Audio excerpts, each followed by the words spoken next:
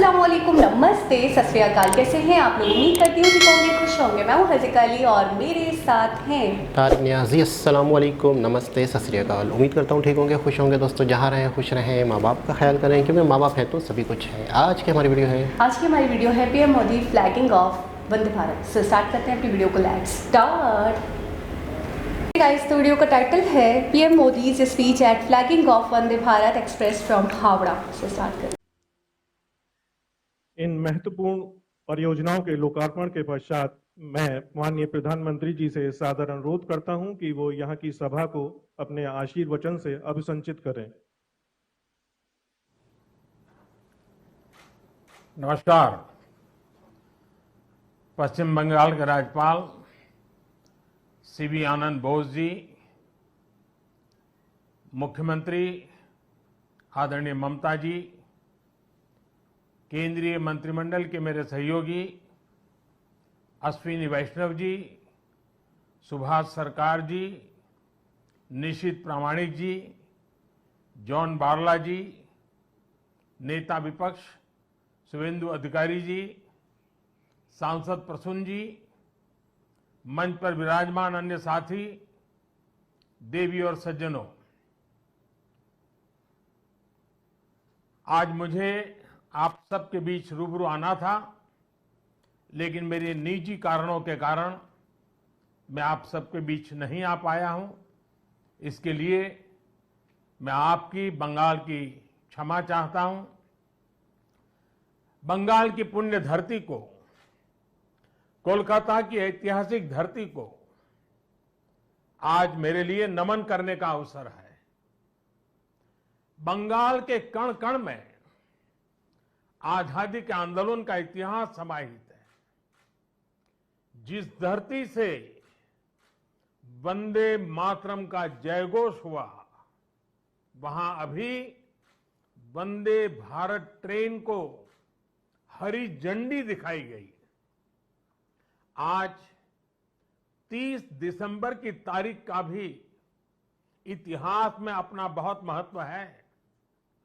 30 दिसंबर 1943, 1943, उस दिन ही नेताजी सुभाष ने अंडमान में तिरंगा फहराकर भारत की आजादी का बिगुल फूंका था।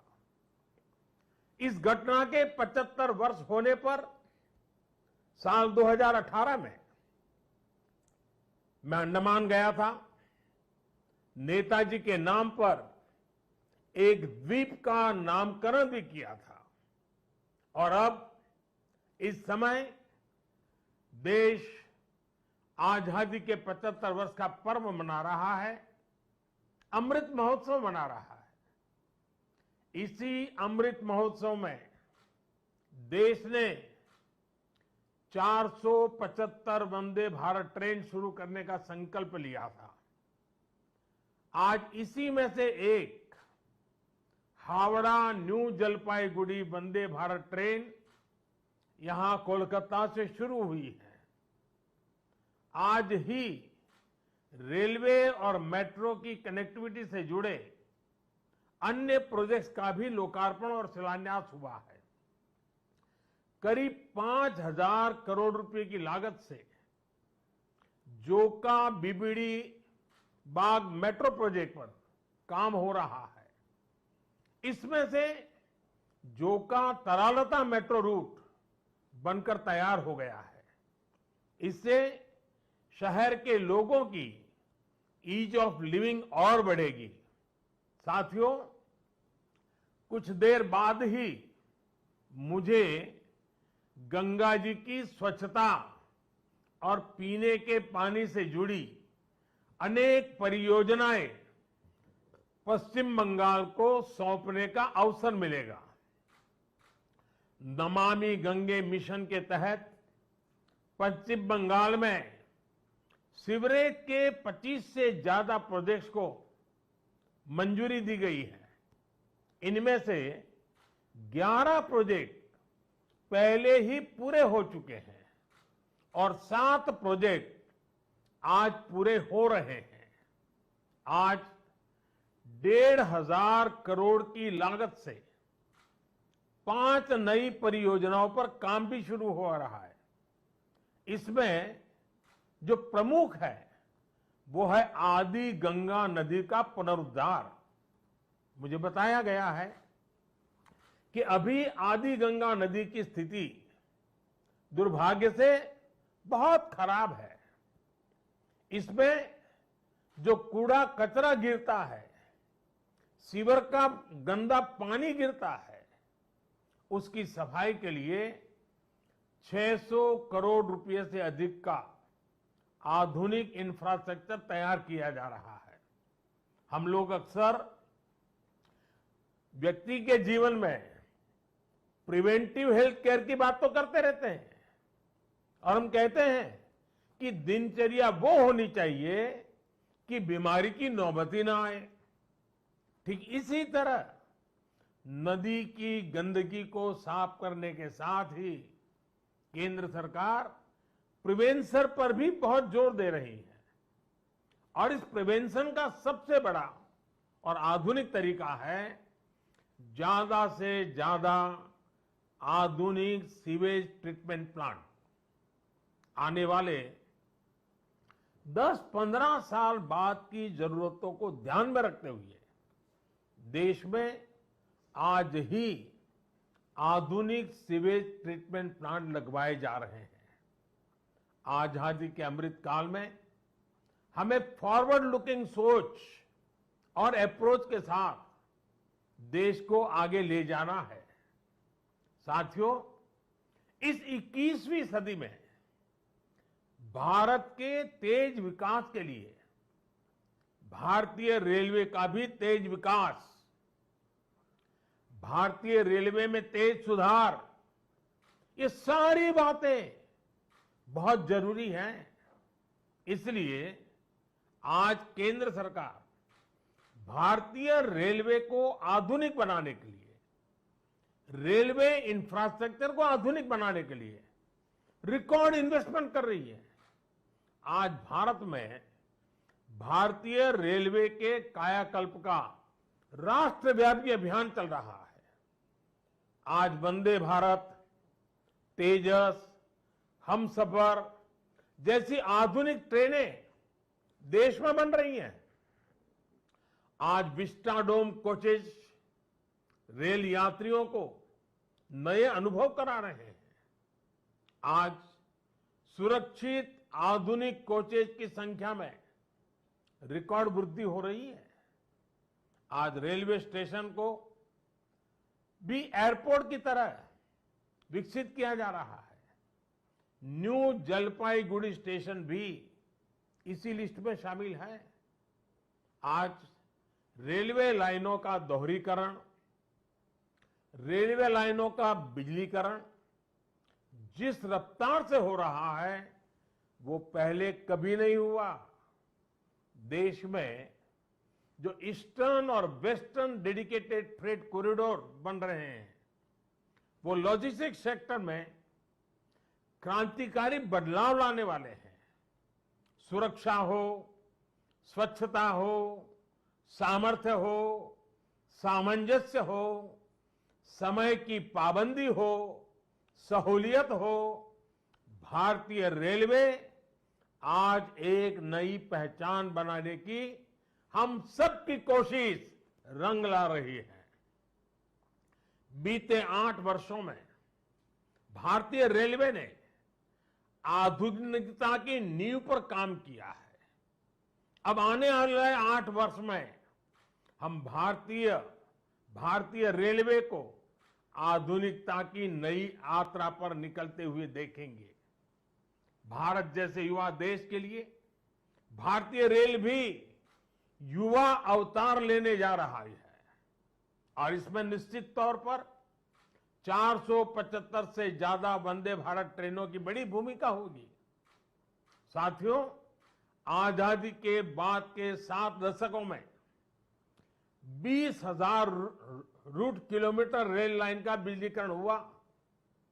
वहीं 2014 में हमारी सरकार बनने के बाद बीते 7-8 वर्षों में ही 32,000 रूट किलोमीटर से ज्यादा रेल लाइन का बिजलीकरण हो चुका है। ये है देश के काम करने की रफ्तार, रेलवे के आधुनिकीकरण की रफ्तार। और इस रफ्तार को तेज करने के लिए अब भारत में दुनिया के सबसे शक्तिशाली बिजली के रेल इंजनों का भी तेजी से निर्माण हो रहा है। साथियों, आज के भारत की स्पीड और स्केल का एक और प्रमाण हमारा मेट्रो रेल सिस्टम है। कोलकाता के लोग जानते हैं कि दशकों से मेट्रो रेल पब्लिक ट्रांसपोर्ट का कितना बेहतरीन माध्यम रही है। 2014 से पहले तक देश में कुल मेट्रो नेटवर्क 250 किलोमीटर से भी कम था और इसमें भी सबसे बड़ी हिस्सेदारी दिल्ली एनसीआर की ही थी। केंद्र सरकार ने इस स्थिति को भी बदलता हुआ है, उसको बदलने का पूरा प्रयास किया है और बहुत तेजी से बदला है। बीते 8 वर्षों में हमने मेट्रो का 2 दर्जन से अधिक शहरों तक विस्तार किया है। आज देश के अलग अलग शहरों में लगभग 800 किलोमीटर ट्रैक पर मेट्रो चल रही है। 1000 किलोमीटर के नए मेट्रो रूट पर तेजी से काम चल रहा है। जोका बीबीडी मार्ग मेट्रो परियोजना इसी संकल्प का हिस्सा है। साथियों, पिछली सदी के भारत की 2 और बड़ी चुनौतियां रही हैं जिन्होंने देश के विकास पर बहुत नकारात्मक असर डाला है।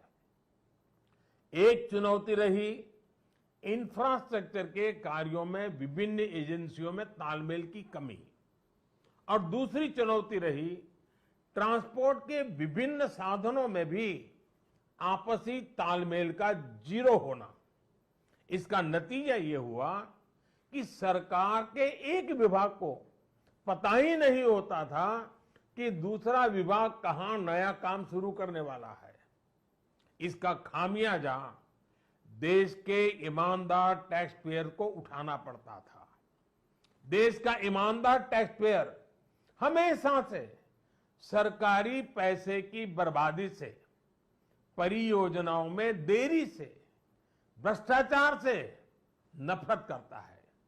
जब वो देखता है कि उसकी गाड़ी कमाई से दिए हुए टैक्स से गरीब का नहीं बल्कि किसी भ्रष्टाचारी का भला हो रहा है, तो उसका खिन्न होना स्वाभाविक है। पैसे की इसी बर्बादी को रोकने के लिए विभागों में, सरकारों में तालमेल को बढ़ाने के लिए पीएम गति शक्ति नेशनल मास्टर प्लान लागू किया गया है। अब चाहे विभिन्न राज्य सरकारें हो, अलग अलग सरकारी विभाग हो, कंस्ट्रक्शन से जुड़ी एजेंसियां हो या इंडस्ट्री के लोग हो, सब एक ही प्लेटफॉर्म पर आ रहे हैं। पीएम गति शक्ति देश में ट्रांसपोर्ट के अलग अलग माध्यमों को जोड़ने, मल्टी मॉडल कनेक्टिविटी के काम को भी गति दे रहा है। आज देश में रिकॉर्ड तेजी से हाईवे बन रहे हैं, एयरपोर्ट बन रहे हैं, वाटरवे बन रहे हैं, नए पोर्ट बन रहे हैं और इसमें भी सबसे बड़ी बात यह कि इन्हें अब इस तरह तैयार किया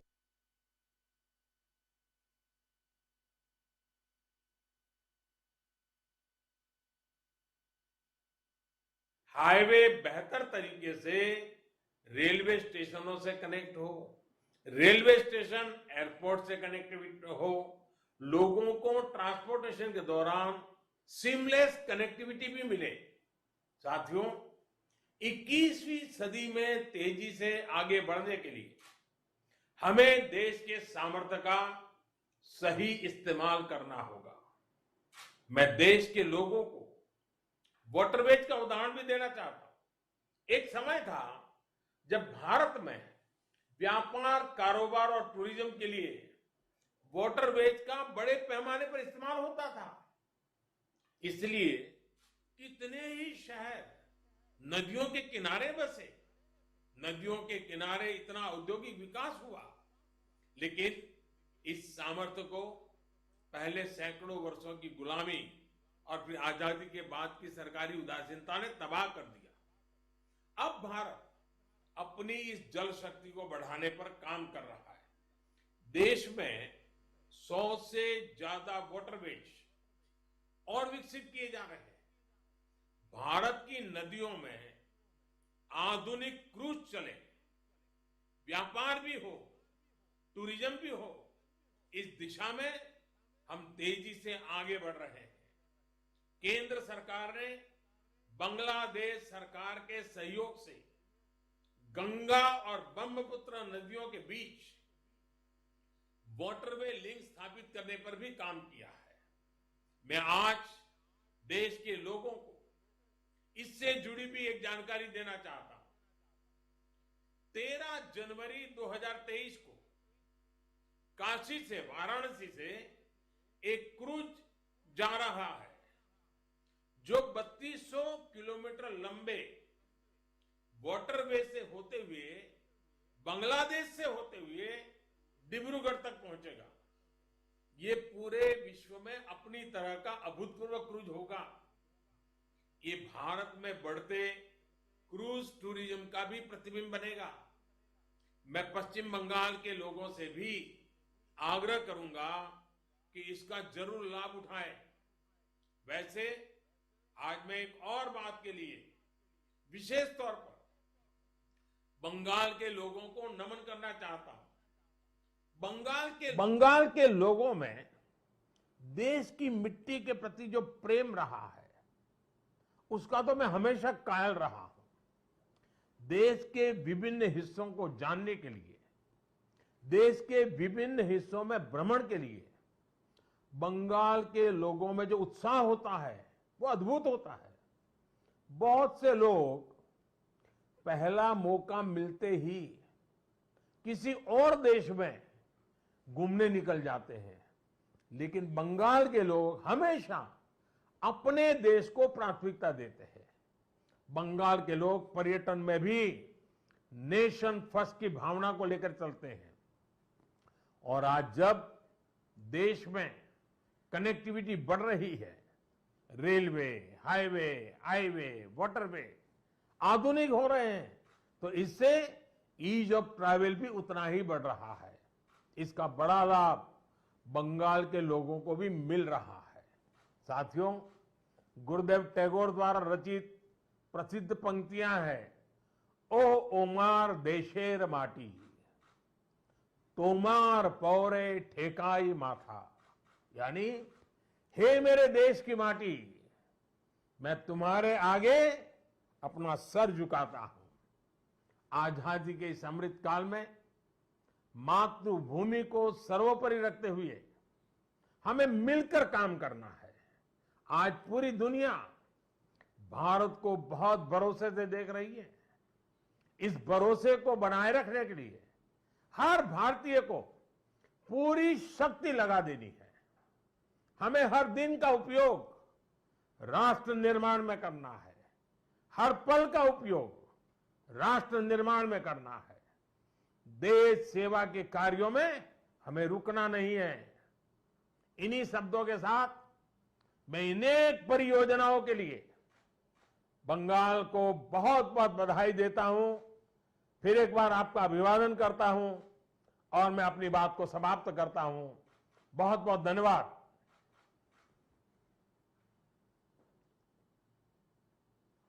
और कार्यक्रम के समापन में जी जनाब, बहुत ज़बरदस्त।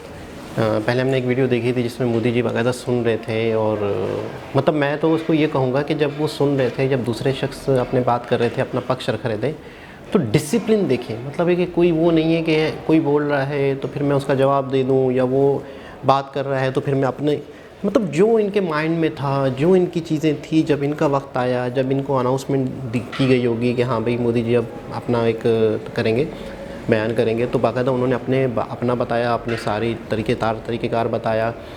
अच्छा, एक चीज़ और है कि हम जैसे ये प्रोजेक्ट देख रहे थे वंदे भारत, मतलब कभी अगर कोई काम हो रहा होता है तो कितना आगे का सोचते हैं, कितना डीपली सोचते हैं, प्लानिंग कितनी ज़बरदस्त है कि जब मोदी जी यहाँ आएंगे इस काम के लिए तो साथ साथ ये भी हो चुका होगा, साथ साथ ये भी काम करना होगा, इसका भी इनॉग्रेशन करना होगा, इस काम को भी स्टार्ट करना होगा, इसको भी एंड करना होगा। यानी कहने का मतलब है कि अगर मोदी जी आ रहे हैं तो बाकायदा मतलब किस तरीके से प्लानिंग हुई होगी 6-6 महीने, साल पहले कि वेस्ट बंगाल में ये प्रोजेक्ट हैं तो उनकी डेट एक होनी चाहिए, बाकायदा उनकी डेट वो होनी चाहिए कि जो अब मिसाल के तौर पे 15 दिन बाद दोबारा मोदी जी थोड़ी आएंगे, महीने बाद दोबारा थोड़ी आएंगे, एक एक काम के लिए इफ्तिताह करने के लिए, एक एक काम की इनॉग्रेशन के लिए। तो मैं तो ये कहूँगा अच्छा उनका भी वर्चुअली इफ्तिताह करेंगे, वो भी बाकायदा मतलब है कि उसकी भी एक सेटिंग होगी। अच्छा, इस वीडियो को अगर मैं बिल्कुल ही शॉर्ट में बताऊँ तो दो बातें इसमें मेन फोकस है।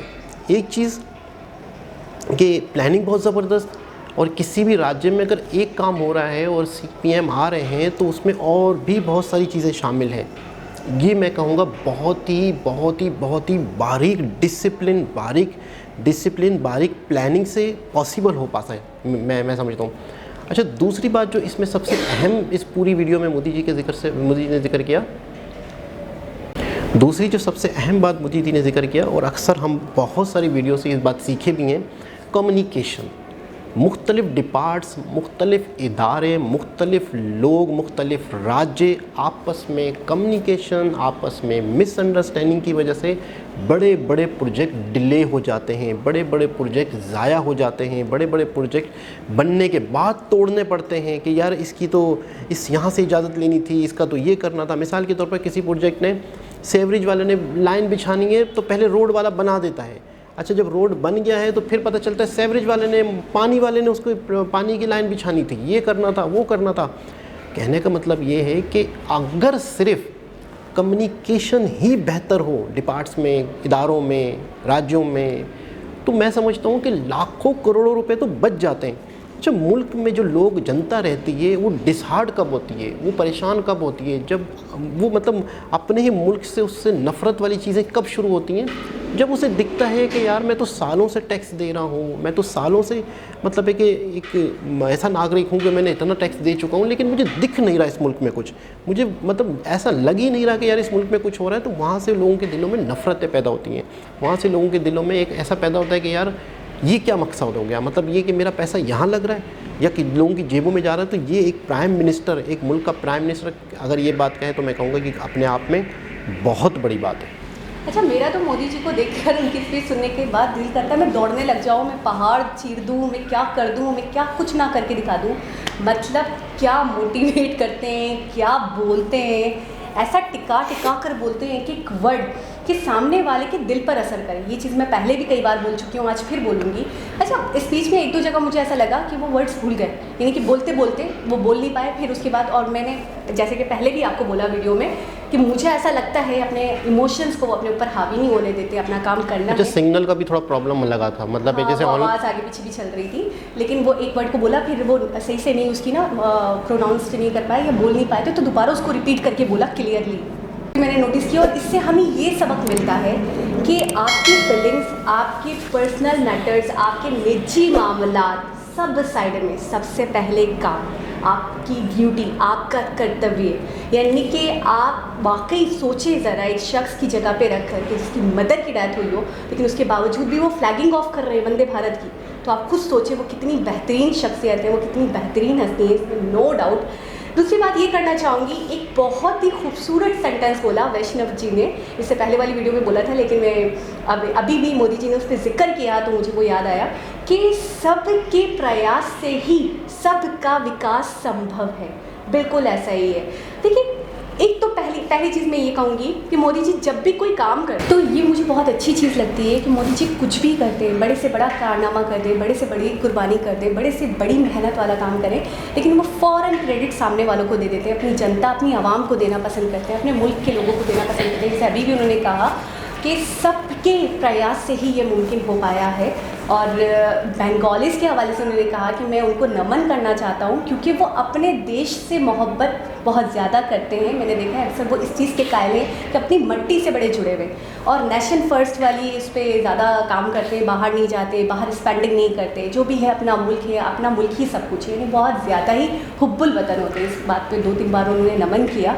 अच्छा, मैंने मोदी जी की गवर्नमेंट में एक चीज़ और भी नोटिस की है, वो अक्सर, वैसे तो मैंने देखा है वो दूसरों पे कभी ब्लेमिंग नहीं करते, दो लोगों को बुरा नहीं कहते जो उनसे पहले की फॉर्मल गवर्नमेंट रही है, लेकिन वो अक्सर एक बात ज़रूर कहते हैं कि हमारी कार्यकाल में या हमारी गवर्नमेंट में काम बहुत तेज़ी से हुआ है। नहीं, इनकी गवर्नमेंट की मैं बोलूँ एक क्वालिटी या एक एबिलिटी ये भी रही है कि काम को बड़ी तेज़ रफ्तारी के साथ करते हैं। आपने देखा कितने रिकॉर्ड बने, रोड नेटवर्क जब बन रहा था, डिफरेंट एक्सप्रेसवेज बन रहे थे, डिफरेंट रोड्स बने, तो वो इतनी जल्दी बन गए, इतनी जल्दी तैयार हो गए कि हमने तो देखा 1-2 रिकॉर्ड्स भी बन गए थे। तो वाकई तेज़ रफ्तारी से काम करने के कायल हैं। इसके अलावा ये कहूँगी जो मुझे बहुत बेहतरीन चीज़ लगती है, कभी भी प्रीवियस प्राइम मिनिस्टर्स को एक तरीके से मैंने ब्लेम देते हुए नहीं देखा इन्हें कि उनसे निकलवाई। जैसे कि अगर करप्शन कर ली, हमारे यहाँ हम अक्सर देखते हैं इमरान खान जब सत्ता में आए उन्होंने सब कुछ छोड़ के फोकस कर लिया कि नवाज़ को पकड़ो, वो चोर है, उससे सारा पैसा वापस लेकर आओ। उनका काम करने पे, जैसे इन्होंने कहा कि सब बर्बाद था, जब मैं आया तो बहुत बड़े बड़े ब्लंडर्स हुए थे, लेकिन मैंने उन चीज़ों को सुधारा, मैंने सिस्टम को अच्छा किया। जैसे इन्होंने बार बार बताया कि मैंने गति शक्ति के तहत लोगों को जोड़ा, कम्युनिकेशन गैप को ख़त्म करने की कोशिश की। तो ये है कि मुल्क के लिए काम किया, जो हो गया उस पर लकीर पीटते नहीं रह गए, बल्कि आगे बढ़े, मुल्क के लिए प्रोग्रेस करना चाहिए, मुल्क को आगे बढ़ाया और मुल्क की वाकई एक नई छवि पेश करी।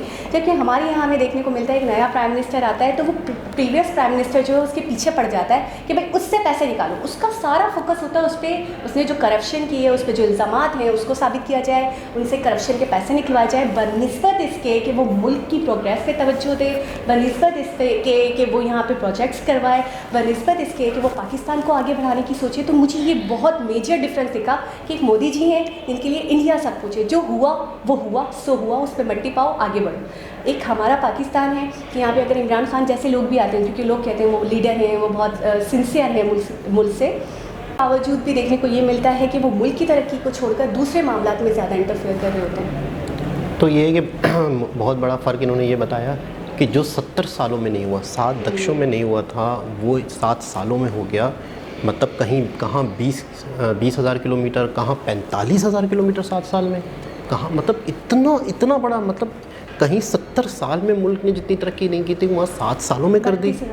तो इतना डिफरेंस तो सीरियस लोग जब आएँ, वाकई मुल्क से मोहब्बत करने वाले लोग आते हैं, तो इसका मतलब है काम करने वाले लोगों तो काम हो जाता है, और जिनसे काम नहीं होता है या जो काम नहीं कर पाते तो वो ज़ाहिर सी बात है एक दूसरे पे ब्लेम कर रहे होते हैं। तो एक बहुत ही खूबसूरत वीडियो थी, बहुत अच्छा लगा। दोबारा किसी और वीडियो से आपसे मुलाकात होगी, जब तक के लिए अल्लाह हाफ़िज़।